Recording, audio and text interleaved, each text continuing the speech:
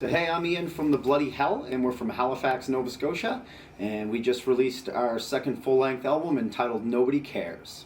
I think as artists we're driven to create music just as a way to express ourselves and what we go through on our day-to-day, but also just to, you know, hang out with your friends and make cool music and you know, kind of have the cathartic experience of laying your experiences into songs, creating them out of thin air, releasing them to the public. Music is just such a big ingrained part of my life that I don't really know so much that I'm driven to do it, as in I just wouldn't ever know what to do with myself if I wasn't writing music, playing music, releasing music. So the driving force behind us creating music is just music itself.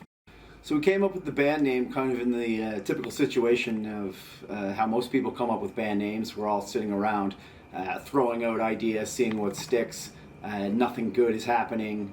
And then randomly I just said, how about The Bloody Hell? And right away that seemed to click, not only with the vibe of the band, but with everyone else involved in that decision. And it stuck right away. We've never had, we didn't try out this name for 2 weeks and then try out that name for 2 weeks. That's been the name of the band since before the first song was even completed, actually. So The Bloody Hell has always been our name, always will be our name. I know that in some places in the world, in the UK and stuff, it's kind of a saying akin to like, what the fuck, like, oh, what the bloody hell is going on?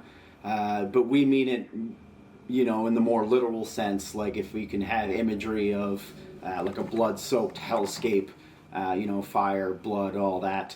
And then often as like the quick response to it, when somebody says, what is the bloody hell?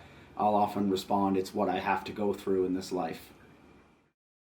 So the brand new album we just put out entitled Nobody Cares, we recorded it over the COVID pandemic.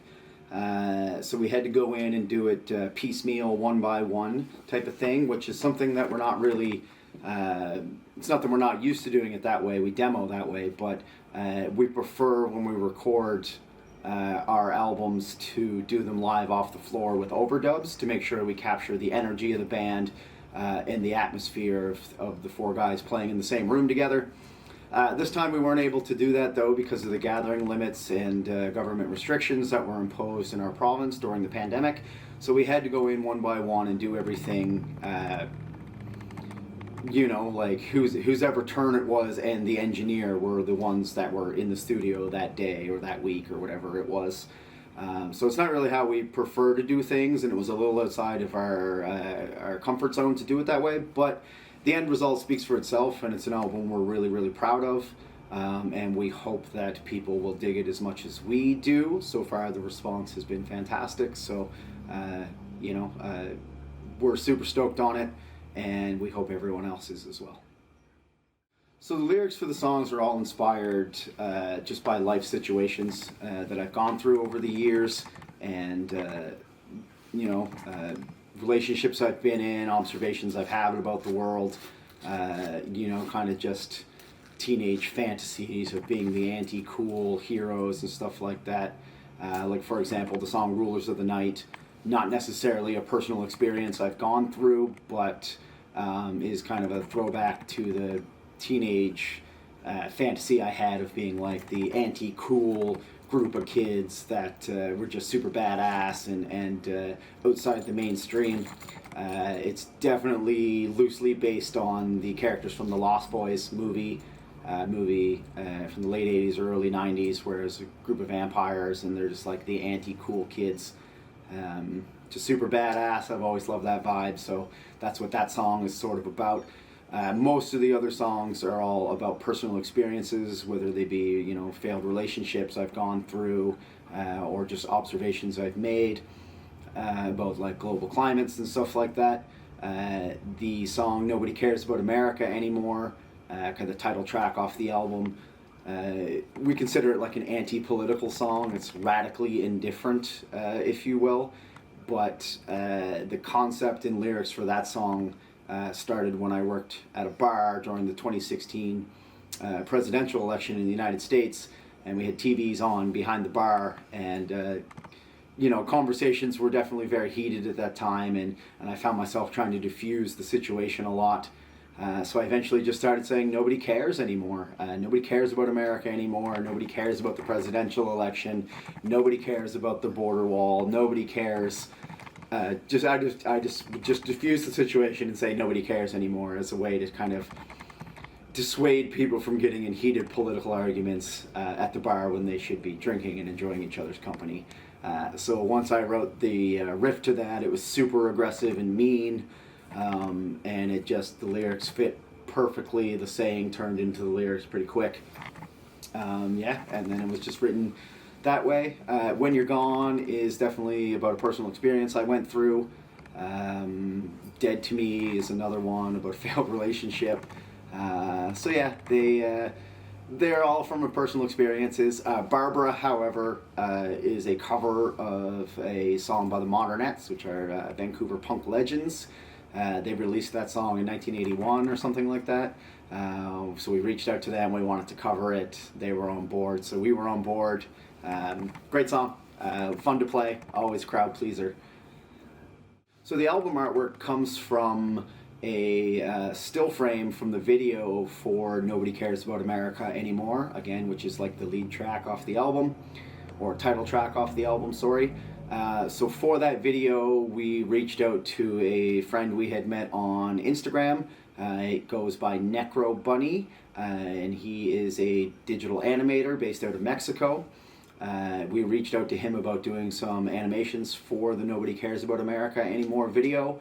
And we clicked right away. Both of us were on the same page about what we wanted to achieve and what we wanted the video to look like. So the cover art is just a still frame from one of his amazing animations. In the video, a bomb gets dropped on the civilization, and the bomb, as it's falling down through the air, says "Nobody Cares" on it, kind of as a nod to the song. And when we decided we wanted to call the album "Nobody Cares," that was the perfect choice. We turned it black and white to convey more of the vibe of the album, which is to be simple and bold and effective. So future plans for the band, we are going to start filming on our next music video for the single Hideaway. That's going to be starting in the next couple weeks. So we will hopefully have all that together and released to you guys in early 2023. Besides that, we will play a string of shows coming up in the spring of 2023, and then hopefully some more summer festivals during the summer of 2023. We also have our next album already written, recorded, and rehearsed and ready to go. So hopefully we will also start demoing and doing the pre-production to get the next album out to you, which is going to be full of love songs. Why does metal rule? Well, that is a pretty self-evident question.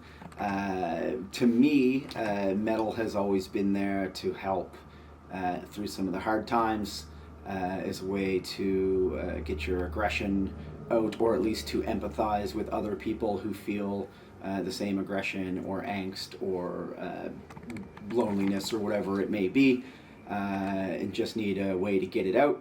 When I was young, I loved like the Beatles and Weird Al and stuff like that, but it wasn't until I got into heavier music as a teenager that I really found how special heavy, loud, aggressive metal music could be, and it's always been there for me, and it's the soundtrack to my life. So it's not that it rules so much, it's just that it's so amazing that it's just a part of my life, and I can't imagine ever not listening to metal music or ever not enjoying metal music.